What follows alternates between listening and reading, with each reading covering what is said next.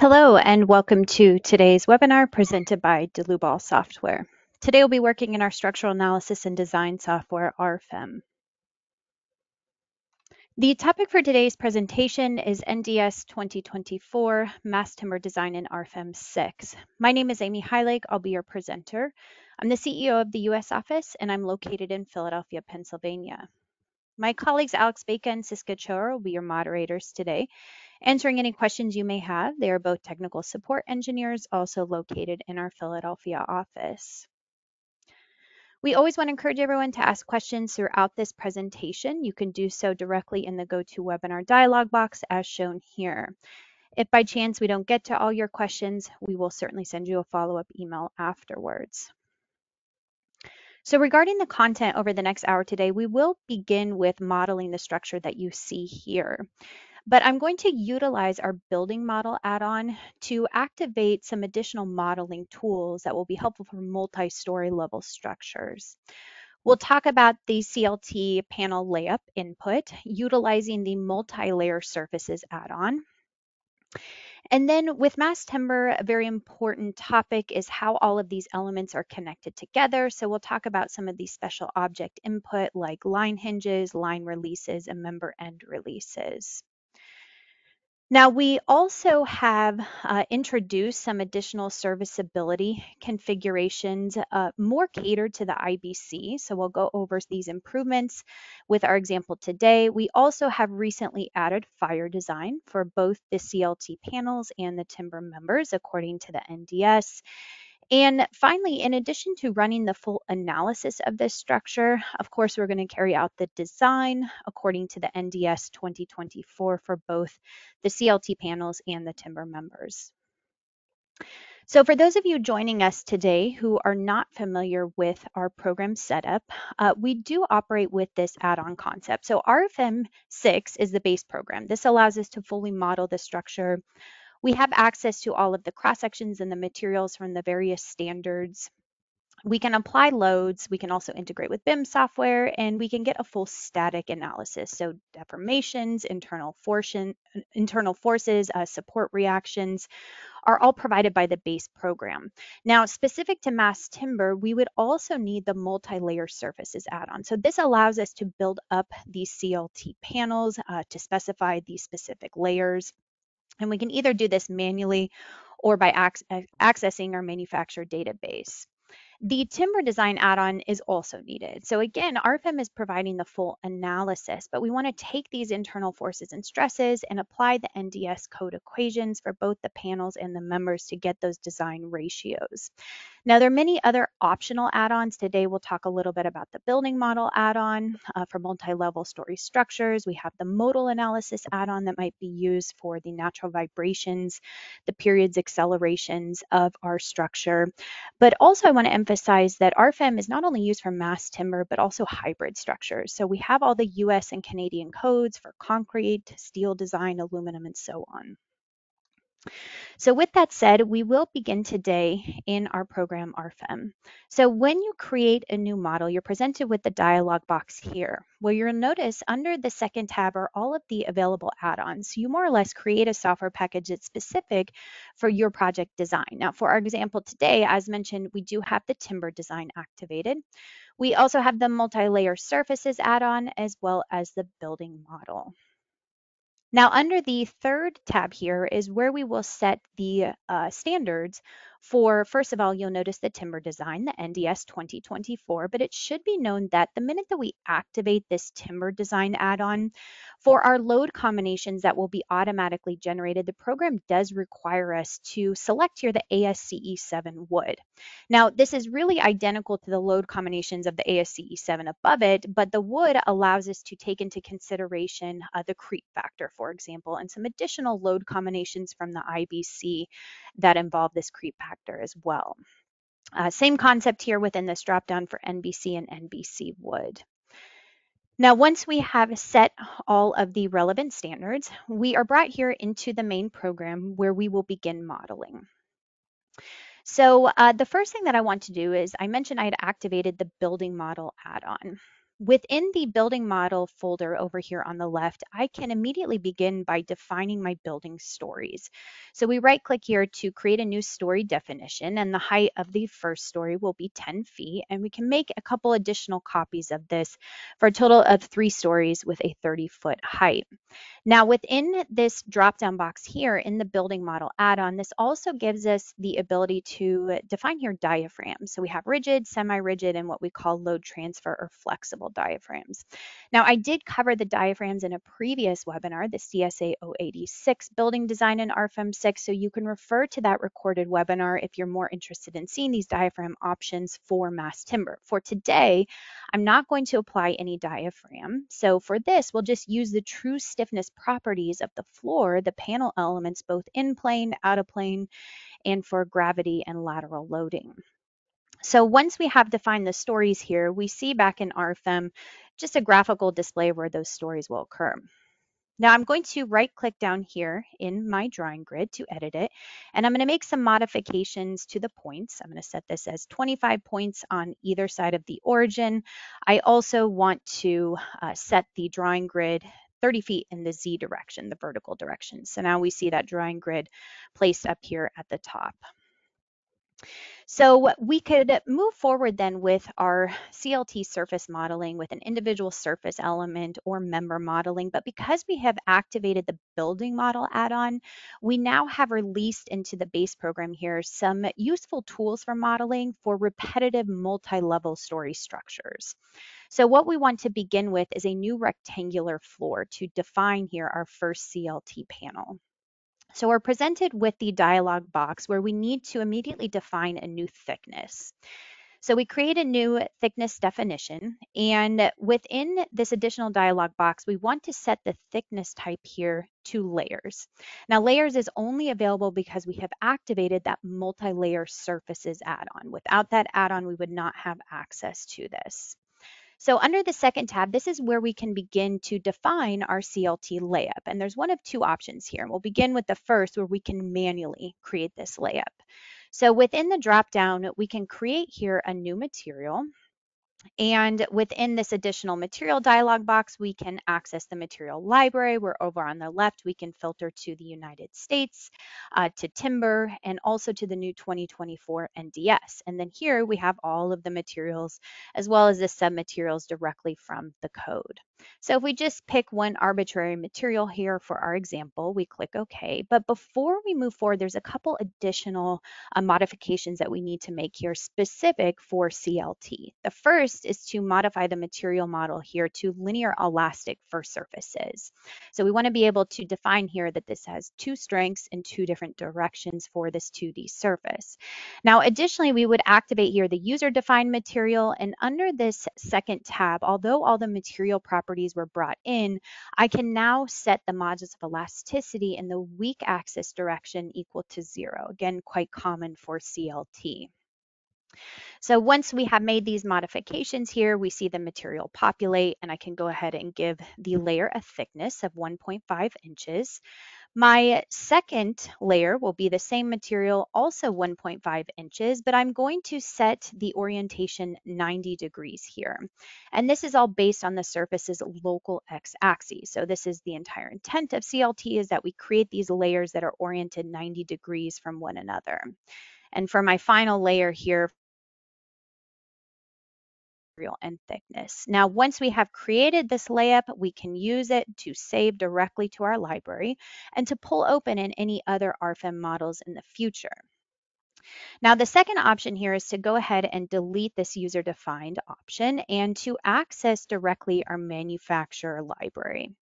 So within this, you'll notice in the dropdown, we have access to Canada, to Europe, as well as the United States. And here we have all of the manufacturers listed.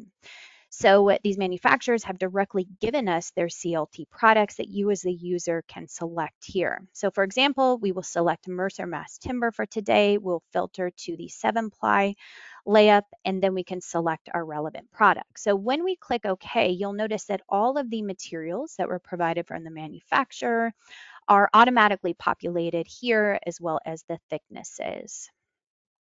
Now, under this third tab, the stiffness reduction, this is a really important topic to understand for CLT. And we'll begin here with the stiffness modification factors.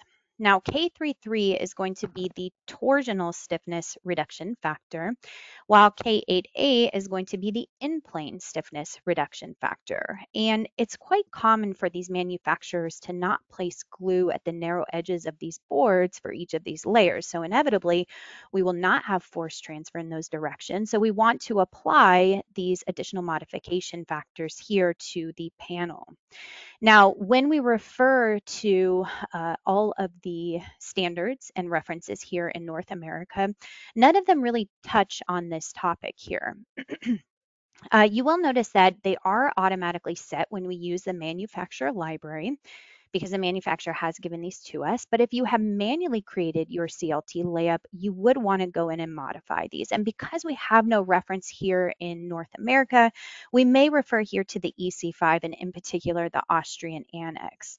And within our website, we have a helpful FAQ here. It's FAQ 4119 that talks a little bit more about these reduction factors, K33, K88, referring directly to the Eurocode 5. It really is just a couple simple equations here. You can even download the Excel file to input in your own properties, and ultimately we'll get the value for these reduction factors to go back into RFEM and input in directly.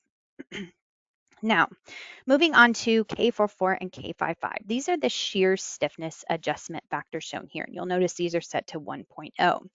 When we refer to the CLT handbook, the PRG 320, the NDS section 1041, all for deflection calculations, these all reference what we call the shear analogy method. So for those of you that have been doing mass timber for a while, this is probably nothing new. Well, the shear analogy method says, okay, we know that there's a material bending stiffness EI. Well, we must reduce this material bending stiffness to account for the shear deformation. So the shear analogy method further just says, let's take this simplified approach where we simply apply a shear deformation adjustment factor. Well, it should be known that in RFEM, we're actually not taking the shear analogy method. We're going to apply what we call the laminate theory. And we have plenty of resources online about this theory as well as the equations that are used, but the results ultimately match up quite well to the shear analogy method. Again, it's just a different approach, and I would say it's maybe a little bit more exact. But ultimately, the effective shear stiffness of the stiffness matrix entries D44 and D55 are calculated internally, considering both the shear and bending deformation directly. So we could use these equations to back calculate to determine what these reduction factors are, but a new feature that we recently added within this multi-layer surfaces, if we jump to this fourth tab here, is those shear correction factors are now listed. So this will be helpful in just understanding internally what's being used. So therefore, under this third tab here, you probably will not apply additional stiffness reduction factors. Okay, so moving on to our bottom options here for the various shear failure modes. I'm going to jump to the PowerPoint to explain this in more detail. When this option is unchecked, this all just relates to the shear failure modes that we will see once we run the panel design in the timber design add-on. Well, we'll only carry out failure mechanism 1, and this is failure parallel to the grain of the gross cross section. Now, alternatively, if we go ahead and check on this option within that dialog box, we would need to input in the plank width and the plank width including any gaps if that was applicable. But we'll carry out 2 additional checks, including failure mechanism 2 here, which is failure perpendicular to the grain of the net cross section. And we see a nice cross section view here of how that failure mode will occur, as well as failure mechanism 3, which is failure of the orthogonally crossing boards, otherwise known as torsion. So this concept might be a little bit more important for something like a CLT wall element, which is entirely possible to model in RFEM and to design. We don't have any wall elements for our example today. Therefore, we're going to go ahead and leave these additional checks off. Also, most of the standards and resources that we have in North America, once again, don't really discuss this topic, with the exception of the Canadian CLT handbook that does go into a little bit of detail. So you can refer to that for these additional shear checks. Okay, so going back to RFEM here, we'll go ahead and leave this option unchecked. And then I just wanted to point out once again here, we can see the full stiffness matrix calculated for this panel based on the laminate theory. So I'm going to quickly go back to the PowerPoint once again, because I think it's important to understand the huge benefit that we have with RFEM, with this multi-layer surfaces add-on, over software that really isn't meant for CLT analysis and design. So as we just saw, we define each individual layer of this CLT panel, and each layer inevitably has its own stiffness properties. So therefore, each layer has its own stiffness matrix. Well, as mentioned, we're going to take the laminate theory to calculate automatically the overall stiffness matrix of the entire panel, considering all layers. So something like the D11 equation for that stiffness matrix might look something similar to this. So once we have that stiffness, as shown in the dialog box I just showed you, we're going to export this back out to RFEM and to use it in the analysis of the model. We apply the loads, and ultimately we're going to get internal forces on each one of these panels. We take these internal forces and we're further going to determine the stresses and distribute them to each layer of the CLT. So when we're looking at something like a 5-ply layup, the normal stress might look something similar to this. So again, the big advantage here is that RFEM is calculating these stiffnesses automatically. So once we are done defining our thickness here, we're finally back in this dialog box where we can begin by modeling our first panel. So because we're utilizing the building model add-on tools, you'll notice here in the dropdown that I can apply this CLT panel to all stories simultaneously. Again, much more user-friendly for repetitive multi-level story structures. And now I can snap to this grid point, and then my second point here is going to be a 10-foot width. So 50-foot length by 10-foot width. I'm going to do the exact same thing again here, and I'm just going to snap to an additional point, and we could continue to do so, but notice that this is applied to all levels. Now, many different ways to work in the program that we could also select all of these panels here, hold down our control key, and to utilize the drag and drop feature. And maybe we need one more panel at the edge here, so we select the 3 panels at the end, we hold down our control key, and then once again, we can drag and drop. So all of these panels are now automatically generated here. Now this display here is just related to the building model, telling us our mass at each level. We can go ahead and deactivate that under that second tab here if we'd like. Okay, so it is important to know that with CLT, we also have a strong and a weak axis, just like we would have with a beam member. And when we right click here to turn on the local axis system of the surfaces, the strong axis is represented here by the local x-axis, and it's spanning in the long direction, so everything is fine there. Otherwise, we would need to make modifications to ensure that the local and weak axes, or the local x and y axes, are oriented in the strong and weak axis directions. The next thing to do is to draw in our columns. And for this, I went ahead in Excel, populated here the X, Y, and Z coordinates of where all my columns will be located for each floor. I'll go ahead and hit Control C here just to copy it. We'll go back to the RFEM model and we can work with the table input here. So under structure and under nodes, what you'll notice is that if I scroll down to just a white space here, I can go ahead and click in this cell and hit Control V, and we'll see all of these nodes populate at that top floor. If I turn this into wireframe view, it will be a little bit easier to see. So now that we have those node locations, I will use the building model tools here to draw a new column element. Now, the member type is set to beam. Beam in RFEM is just anything that's a standard beam, a standard column, as opposed to some of the other special member types that we have here in the dropdown. But I'm also going to activate here the hinges. So by default, everything is considered fully fixed. And we know with timber that typically it's going to be a moment release at the member end. So under the second tab is where we would create our first cross section, and we would access the the cross-section library here. So for something like timber, we would probably be utilizing these massive sections, and we would assign a material from the library, but you'll notice here that I went ahead and have already done so. So we'll use this 12 by 12 glulam column for our first section. And again, we need to define the moment release under the hinges tab. So what we want to do here is to create a new definition type. And the concept of RFEM is to define something once and then to assign it to multiple objects within the model. We don't need to keep redefining each time. So we define here the moment release, we click OK, and then under the drop down box here, we can then select it for the member start and the member end. Now I click OK, and you'll notice that I have the ability here just to snap to these different node points in order to generate the columns at every level. Additionally, I can turn this into wireframe view and go into plan view where I think it might be a little bit easier to see, where again, I'm just snapping to these different nodal points here. And my final couple clicks will be up here at the top, the left, and the right-hand side. So we'll right click to exit out of this, and looking at the render view, we have this bright green color here. This is just grouping together these objects with what we call member representatives.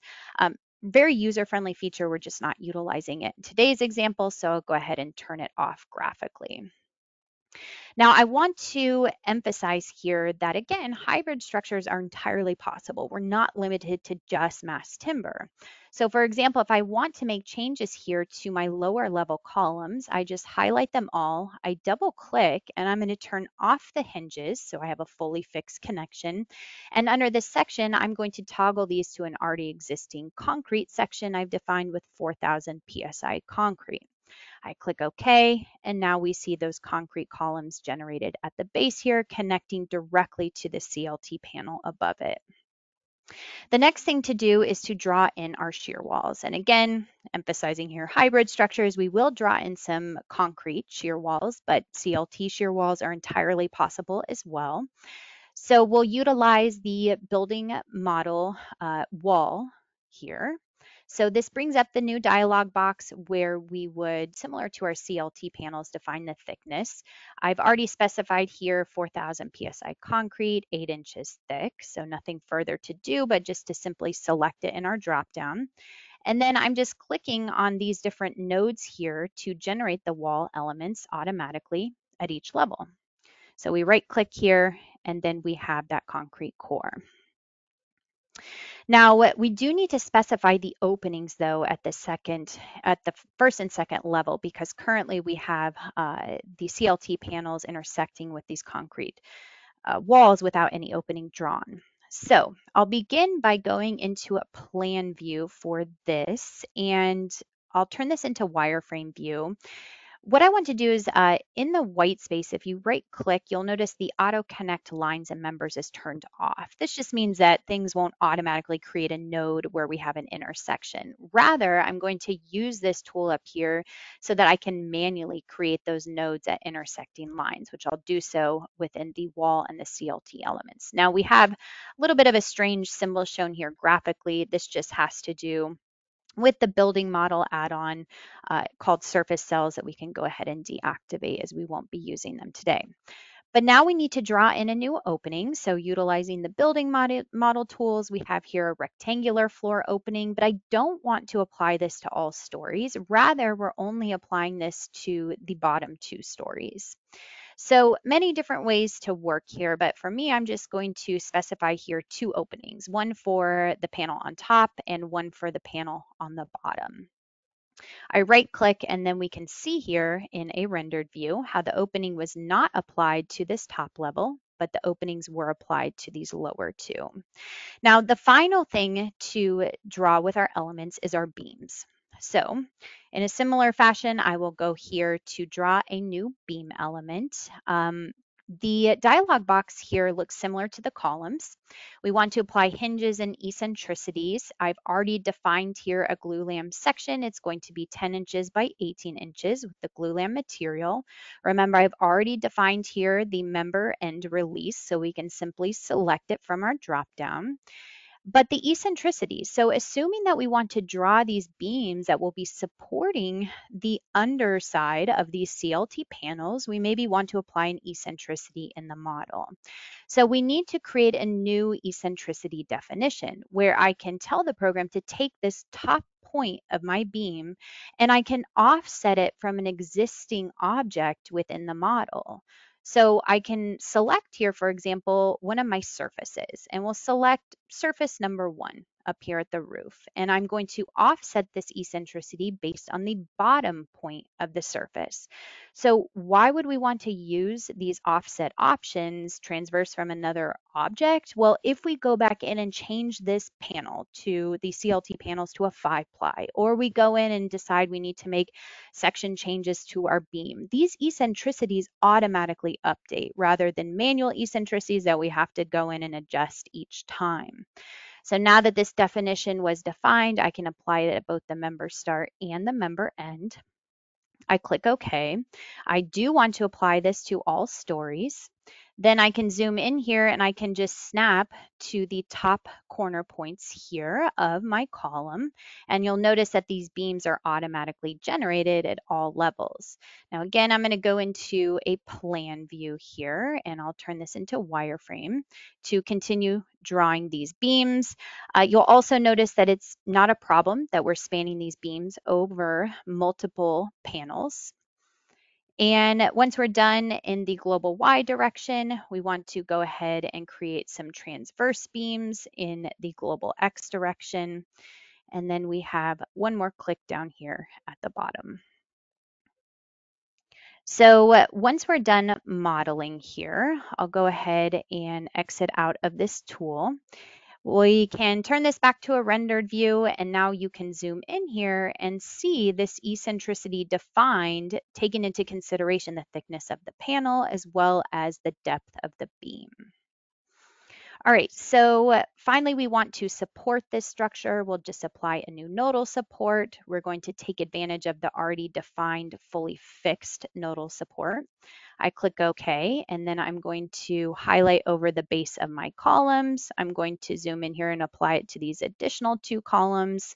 It's a little bit difficult to see, so you can always right-click here and use our slider tool to increase or decrease the size, and this is available for a lot of the graphical objects in the model. Same concept here for the base of the walls. We apply a new line support. This is going to be fully rigid. We click OK, and then we can highlight over the base of these lines. All right, so now that we have completed the modeling process, let us talk about the fixity of all of these objects together. Now, looking at our top floor here, and we'll start with the CLT panels. So these panels adjacent to one another are considered fully rigid. And of course, we know with CLT, this is not the scenario that typically we want to release the moment and to account for the slip of the connection along this joint. Now, I've seen other resources out there that recommend for FEA modeling, we would need to model in a gap here and possibly fill it in with a dummy surface with reduced stiffness properties. But in RFEM, we have a far more user-friendly option. And what we're going to apply here is what we call line hinges. So over in our navigator, under types for line, you'll see the option to create a new line hinge definition. We just simply double click on it. And we see here 4 degrees of freedom where we can fully release the moment between these 2 adjacent panels. And these axes are all based on the line element itself, not the local axes of the surface element, but again, the line.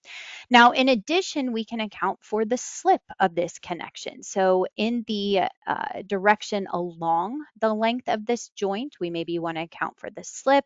We would input in here a spring constant that we've calculated outside of the program, taken into consideration maybe the spacing of the screws, the diameter of the screws, whatever it may be.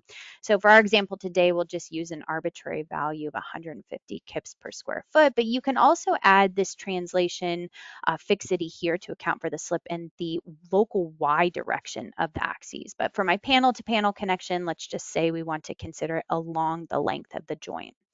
So my next click then is up here where I'm going to first select the surface, and then my second click is just to simply apply the line that this line hinge is applied to. My next click is the adjacent surface, and again the line, and I just continue to move down this top story. But remember, this line over here, we broke it apart into 3, so we do need to make 3 clicks here for each one of these lines, and we click OK. So what we would see then in a wireframe view is a nice symbol here showing us this line hinge. Now notice I did not apply the line hinge to both sides of the line. We want to leave at least one panel fully fixed at an intersection. Otherwise we'll get instability issues. And we would continue to apply the line releases to the rest of the structure. Now, the next topic to discuss is the connectivity here of the beams to the panels, because currently, as we have it modeled here, everything is fully fixed. Well, again, we probably want to release that moment so that we don't have high torsion in our beams. We want to account for the slip in the translation directions. So what we can do is to apply what we call a line release. So line hinges can be used for panel-to-panel connections. A line release here under special objects can be used for beam-to-panel connections. Before I do this, I'm going to activate here the building model views where I can activate only the top story. I can right click here to hide all the other objects. I'm also going to turn this into a wireframe view. We just get a little bit better behavior when I break apart these intersection lines of these members. So I'll go ahead and do that similar to what we did for our wall elements. So you can see here, I'm just breaking apart these members at the panel intersection here. And we might be wondering, well, we've now broken apart these members into separate segments, but we can still design them as one continuous member. That's not a problem. So what I can do here is to select all of these continuous members. I can right click and I can create what we call a member set. And this member set will just simply, as you can see here graphically, group together these individual member segments. So again, we can design it as one continuous member. So not a problem there. But again, a little bit better behavior when we apply the line release. So we go back here to the new line release definition type by double clicking it. We create a new line release type here, and this should look very familiar. It should look almost identical to the line hinge where we can release the moment. Now I'm going to set this to a very small value like 0.001, just a little bit better stability when running the analysis. We can also, again, specify here the slip. So this might be different than what we saw with our CLT panel. For example, today we'll just use 50 kips per square foot. We can also account for a slip in the local Y direction, that transverse direction, if we wanted to. So we can go ahead and activate all 3 of these degrees of freedom. We click OK. Now, the next thing to define here is which objects are released. So I'm going to graphically select here all of my beam elements. And we can go ahead and use our selection tool here to highlight all of those beams, and you'll see them highlighted, the relevant numbers, and brought into this dialog box. But the next click should be to the lines that we want to apply this line release. So remember, these lines are being shared between both the panel and the member. So I think the best way to do this is to go into the plan view, and then I can graphically select only the lines here that, again, the beam shares with the panels. I'm not selecting any other lines in the model. But you'll notice that when I turn this around to an isometric view that we have also selected our columns, no problem, just hold down your shift key, highlight these again, and they will be deselected. So again, all of the line elements are automatically selected and shown here and brought directly into this dialog box. So once we click OK, we get the graphical symbol of these line releases. So we would continue to apply the line releases and the line hinges and create those member sets for the rest of the model. But I'm going to open up an already saved model here where that was already done just for the sake of time. We'll now move on to the loading. So within the saved model, I have created a few load cases. Now, remember back when we first created this model that we had set the load combinations to be generated automatically according to the ASCE 7, the 2022 standard. And we can additionally access here that creep factor. So we can set this to something other than 1.5, which is the default. Now, I've already created the load cases by creating the individual load case with this option down here in the lower left corner, assigning the relevant action category. Very simple for today, just a dead, live, win one, win two. So once we've created these load cases, we need to actually apply the loads to the structure. So for dead load, you'll notice here within my dropdown, I can activate the display of the loads, and these are just simple surface loads that have been applied with this tool up here at the top. When we look at the live load, same concept, just with an increased magnitude here. Now we're not restricted to defining loads to the entire surface. We have many different loading options here, including the free loads within this dropdown where we can actually define here areas of these surfaces where the load would be applied and projected down through multiple stories. Now, for the wind loads, I did want to point out here that under the load wizards, we do have the automatic wind and snow load generators according to the ASCE 7 that could have been used on this structure. But again, for just simple purposes today, I went ahead and applied these loads manually. For wind in the global Y direction, you can see this is just a simple line load applied to each of these floors in the lateral direction. Same concept here for wind 2. Again, just a simple line load applied to the floor panels directly. Okay, so now that we have created these load cases, we've applied the loads, we need to combine them together into the load combinations. And because we're automatically doing this according to the ASCE 7, the program will create 3 what we call design situations. And these design situations will be needed later on in the timber design. But for now, you can just think of this as grouping together, let's say, our factored load combinations, our unfactored load combinations. And then we also have serviceability here, which is actually from the IBC. But to begin with these first 2 design situations, for today, I'm going to carry out the strength design according to ASD. So I'm not using LRFD. So what I'm going to do is use this drop down and toggle to ASD instead. And furthermore, I'm going to give this a new name. We'll call this one ASD strength. The second design situation is identical to the one above it. But what we want to use this one for is ASD fire design. And finally, we have this third design situation. And again, this comes from the IBC because the IBC is the only one that really references what to do with this creep factor.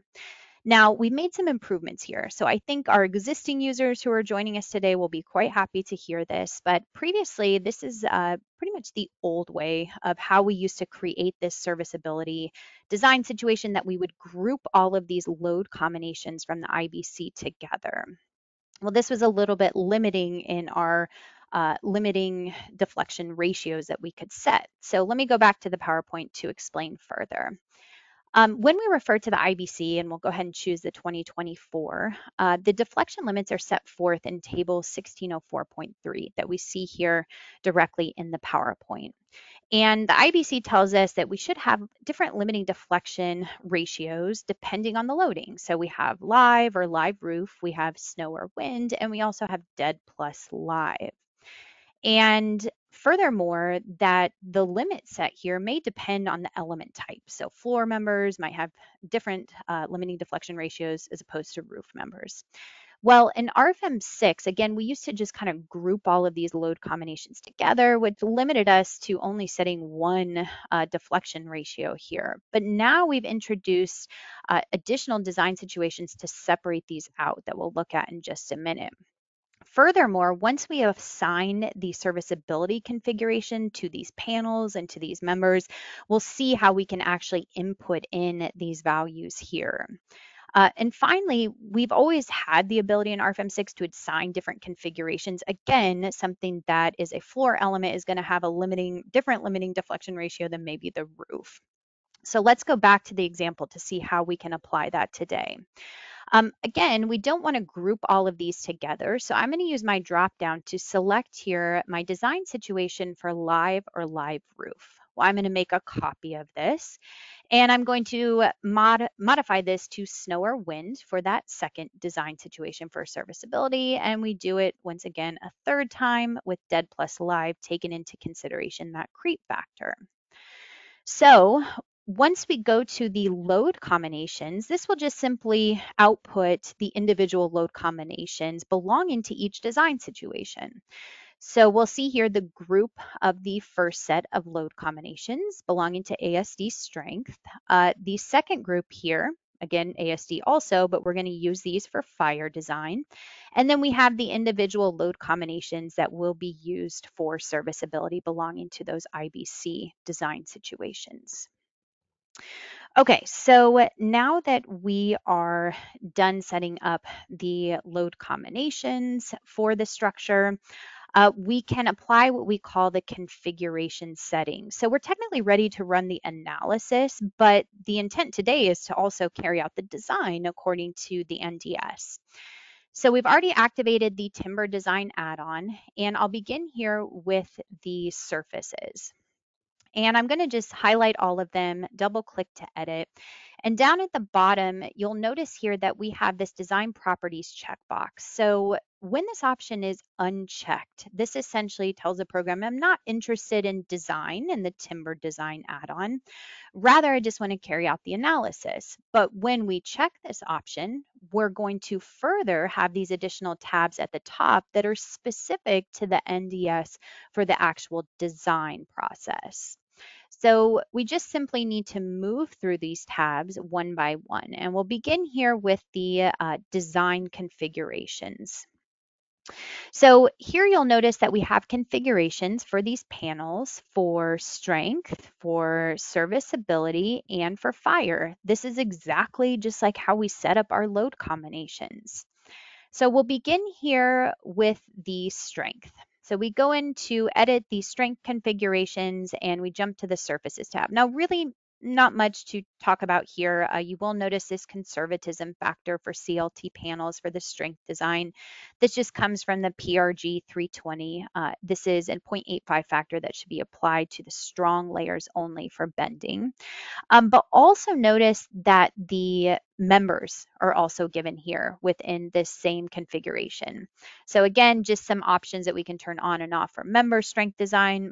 Currently, we're setting this for the surfaces. I just wanted to point out that these configurations are considered together for both the members and the surfaces. So back to the surfaces, we click OK. And now let's take a look at the serviceability, which will be a little bit more interesting. So jumping to the surfaces tab, as I mentioned, what we previously had was this single option up here at the top, where again, we created these load combinations according to the IBC, but you were limited to set one limiting deflection ratio here. Well, we're no longer grouping these together. So we created separate design situations. So I'm going to go ahead and uncheck that. And if we take a look at these additional options here, you'll notice that for live or live roof, we can set our first limiting deflection ratio. But for snow or wind or dead plus live, we have the ability to set different ratios here as well. Now, the same concept also applies to members. We can go ahead and deactivate this first option and notice that we can check deflections for the members in both the strong and the weak axis directions with these limiting deflection ratios set differently depending on the IBC load combinations. We also talked about how we may have different limiting deflection ratios for a roof element versus a floor element. So that's really easy to set in the program here with different configurations. For example, I can type in the name of this first one to roof, and instead of applying it to all objects, what I can do here is just to select the members and surfaces that belong to my roof. I click OK. I can then make a copy of this and I can rename to floor. Now, for my floor, the IBC tells us that we really don't need to check deflections here for snow or wind. So we can go ahead and uncheck it for our surfaces. And if we're already in here, we can also uncheck it for our members as well. And then we would need to graphically assign this configuration to the objects within the model. So all of the objects that are not associated with the roof, we'll go ahead and apply those to. Now notice I also selected the concrete walls. The program's intelligent enough to recognize that this is a timber design add-on. It shouldn't be applied, so we'll go ahead and take those out in the final list here that's populated. But now we have two different configurations assigned to those different objects. Okay, so the final thing here in the configurations is the fire design. And for this, we have a default option here as well, but I'm going to jump to the PowerPoint to talk a little bit more about this feature. So this was recently released that we can carry out the full fire design for both the panels and the members. And when we refer to the NDS, in particular, section 16.2.1, it tells us that we would need to set the nominal char rate here, which is beta sub n, typically to 1.5 inches per hour. Well, then we need to calculate here how these sections are reduced with this char depth, and it should be calculated for each exposed surface. So in RFEM, we would input in, which we'll see in a minute, which element sides are exposed to the fire.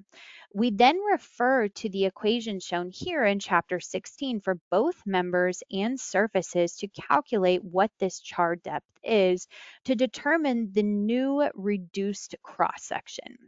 And here's a really powerful thing that I highlighted here, that we're going to take these reduced cross sections for both the CLT panels and the timber members. We bring them back into RFEM, and we're going to run through all of those ASD load combinations again. This means that we're going to have new stresses from the analysis. So then we take those new stresses, we bring them back into the timber design add-on, and we're also going to calculate the ASD fire resistance with the adjustment factors given directly in Chapter 16. The resistance or the capacity of these members and CLT panels is different for fire than what it is for strength design. So ultimately, our fire design ratio that will be calculated here, given to us in the program, is the reduced cross-section stresses, again, different from the stresses that we determined from the strength load combinations with the full section, over the fire resistance design strength. So once we get to the design results, we'll take a look at this to see all of this information given to us directly. But back to the configuration settings, remember we're still setting these for the CLT panels. You can see here that you would set the fire exposure time, and then for the CLT panel, which sides are exposed to the fire. Same concept here for members as well, the exposure time, but this time we have 4 different sides to apply the exposure time. And finally, under this third tab, there's that nominal charring rate, that beta sub n. You can see by default that's set to 1.5. So once we have input in all of these configurations, we can move on to the deflection tab. We set all of these limiting deflection ratios. The program just simply needs to know what is L in this scenario. So we can set a different L to use in those ratios differently for each panel. In the dropdown, we can use the maximum boundary line, the minimum boundary line of the two-dimensional surface, or we can manually type this in. So for today's example, let's say we wanted to use the full 50-foot length, for example, we could go ahead and set that here. And finally, under this last tab, the service conditions. This is fairly straightforward. We have a default option. Is the panel dry? Is it wet? What's the temperature? These just all affect the adjustment factors for the capacity. So now that we have assigned the configuration settings to the CLT panels, we would do the exact same thing for the timber members. And we could select a single member, or we could select multiple members here, and we double click. And in an identical workflow, we have the design properties activated, and we would just simply move through these tabs up at the top. One thing that's going to be notably different in CLT panels versus a timber member is we do need to set the effective lengths or unbraced lengths of these timber members. So if we go in here to set a new unbraced length definition, you'll notice here that we can check flexural buckling in the strong and weak axis direction. Maybe I'm not so concerned with lateral torsional buckling because these elements are not so slender, we can completely deactivate it. But under this second tab, the program will default to the full member length here for K times L, or effective length. Now, I've given a previous webinar devoted entirely to member design. This is the NDS Timber Member Design and RFEM 6 webinar, so certainly refer to that if you're wanting a more detailed workflow on the members themselves. But yeah, so we'd go ahead and set the effective lengths in for all of the members. We also have the service conditions here that we've already visited from the panel, same concept. Also the design configurations. Remember I showed you that for strength, serviceability, and fire, that in these definition types, the surfaces and members are included together. But if we wanted to make modifications to that, we could certainly do so. And remember how we created those member sets, even though these are individual segments here, because we broke them apart. Well, for a member set 2, you can also activate the design properties exact same tabs up at the top. So again, you can design this as one continuous member. Okay, so now what we would want to do is to, of course, complete the configuration settings for all of the elements in the model, but I'm going to once again jump to an already saved model here where I have already done so. So you'll notice the results are also run. We'll get to those in just a minute. But once we have completed the configuration input for our members and our surfaces, we would use our drop down here to go to the timber design add-on. So this is just really in table format, and we have the input data and this first tab, design situations. So with the design situations, we've already covered these, that we created the multiple design situations, again, just to group together the load combinations, which they're once again listed here. Well, all that we're doing in the timber design add-on under this second column is just to simply select here the relevant limit state type that should apply to that design situation. So we had here, if we hover over it, our user-defined name of ASD strength. Well, then I'm going to select in this drop-down strength limit design according to ASD. Our second design situation, which was ASD fire, is going to be set to the fire limit state. And then we have the 3 separate serviceability design situations that we simply select the 3 different limit state types here for serviceability depending on live, snow or wind, dead plus live. So pretty straightforward here.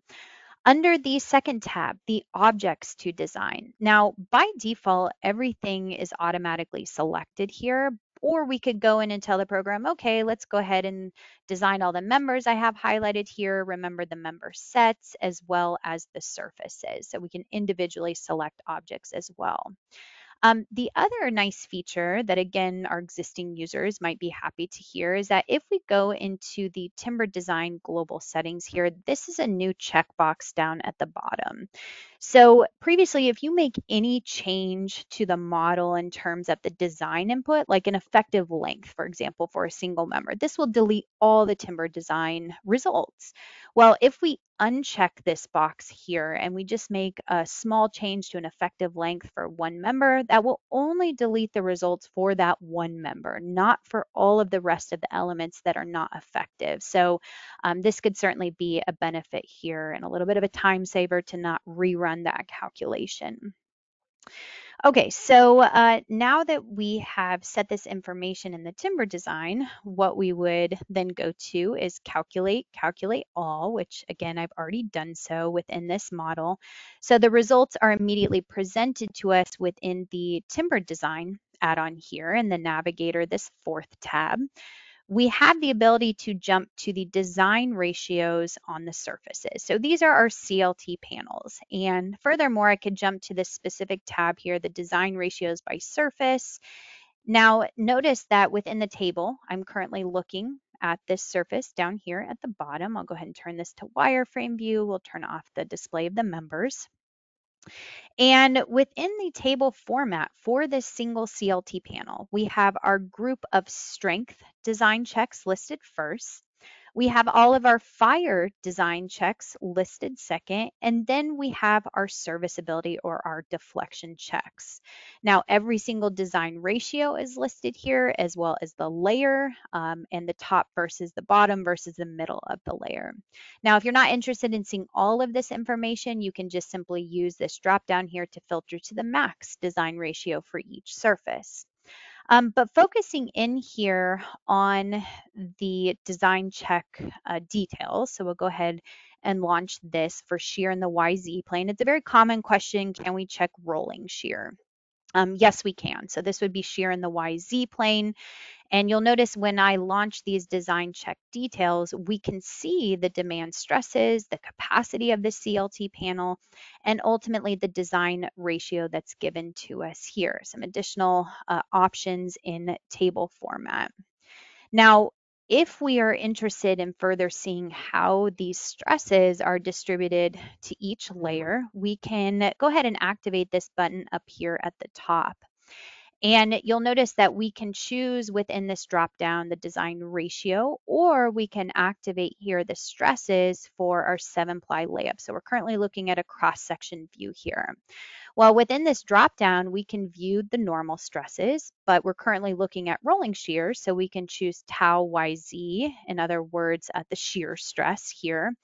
And what we would expect to see is the shear stress distribution a little bit higher for these middle layers, and certainly we do. So this is just a little bit more of a benefit here if we want to graphically see how those stresses are distributed throughout our 7-ply layup. But you'll remember here this design check of 0.3.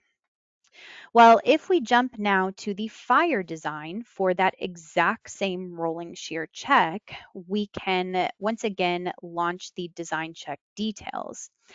And what we're going to see here is quite a bit different of a design ratio, and it's actually lower, which maybe intuitively doesn't make sense. But remember that, first of all, we're going to reduce this cross section, and we can see this within the table.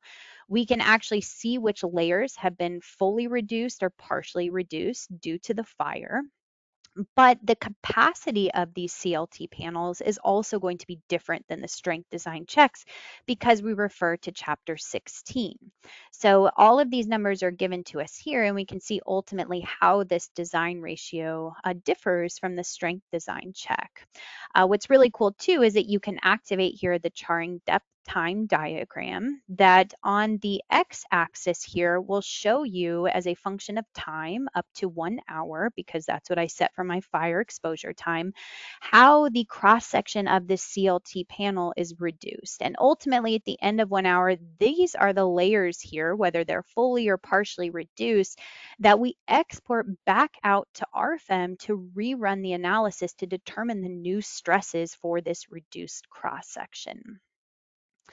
Okay, so we can go ahead and exit out of these design check details. Keep in mind too, there's many different display options here. We can view the design ratios by design situation as well. So here's all of our strength checks, fire and serviceability, and then the controlling panel. Now we can toggle here to the design ratios on members. So I'll go ahead and zoom out and I'll deactivate on surfaces and we'll activate on the members. So this is just a graphical view of those design ratios. Now jumping to the design ratios by member set. So remember, we're designing these individual segments as one continuous member. So we're currently looking at the member set down here at the bottom, spanning between the columns. And very similar to the CLT panels, we have our group of strength design checks, fire design checks, and serviceability for the deflection. Now, if we take a look at any one of these design checks, so for example, we'll choose fire resistance for shear in the z-axis, or we could take a look at bending about the y-axis and tension for fire. We launch the design check details. Again, we're going to show you over on the right-hand side here these formulas line by line directly from the NDS with the equation references and ultimately the design ratio that was calculated here. But for this fire design check, similar to the CLT panel, we are going to have a reduced section. So we show all of the section properties of the reduced cross section. We can see a char that we covered in the PowerPoint listed here. And ultimately, the demand, internal forces and stresses, and finally the design ratio. Now for the cross section, we can activate here, let's say the stresses of the reduced section rather than the gross section. So we can view the total normal stresses, or we can view the total shear stresses on this cross section as well. We can activate the dimensions. Now this previously was a 10-inch by 18-inch glulam beam, but because of the fire, it's been reduced here to 6.4 inches by 14.4 inches.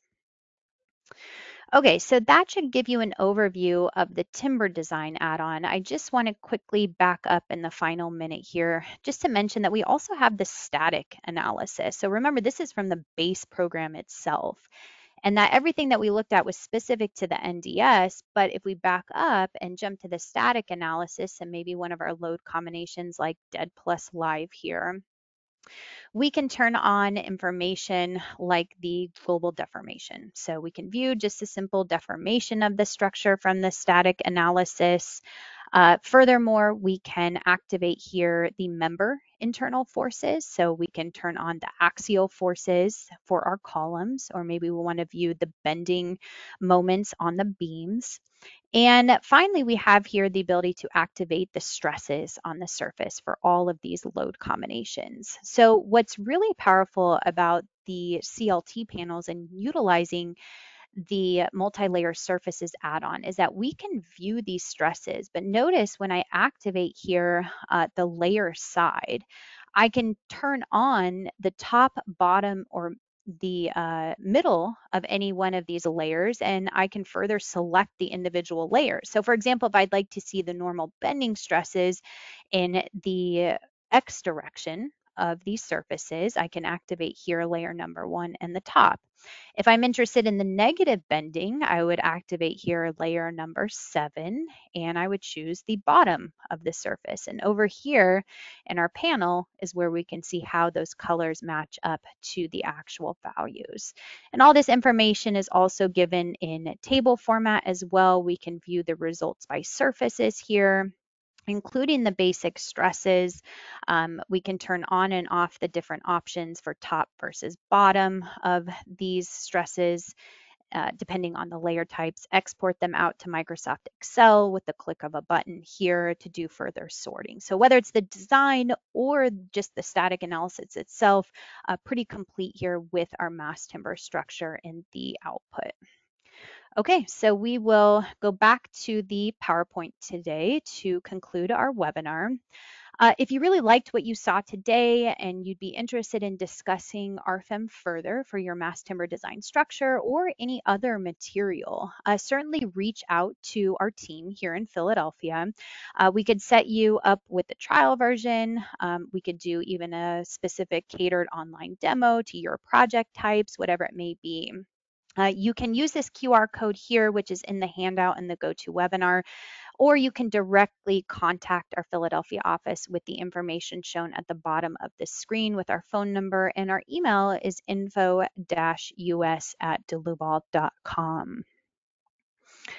So we will have many more upcoming webinars. You can register at delubal.com under support and learning webinars. I do tend to send out a reminder email about a week before these take place, and we generally hold about one per month. So at the start of the new year, you can expect to see these start up again. So we would love to have you at the next one. PDH certificates will automatically be emailed to all participants who were here for the full presentation. So this is a requirement of the states that we are pre-approved providers, that in order to receive that PDH, you do need to be here for the full presentation duration of the 60 minutes. Now, if you watched with a colleague or you watched in a conference type setting and you yourself did not register with your own name and your own email, if you could please request the PDH at the email address shown here. Just let us know who you watched it with, ensure you were here for the full duration, and we would be happy to provide you that PDH. Our email address is info-us@delubal.com. And with that said, I want to thank everyone for attending, and as always, we hope to see you at our next webinar. Thank you.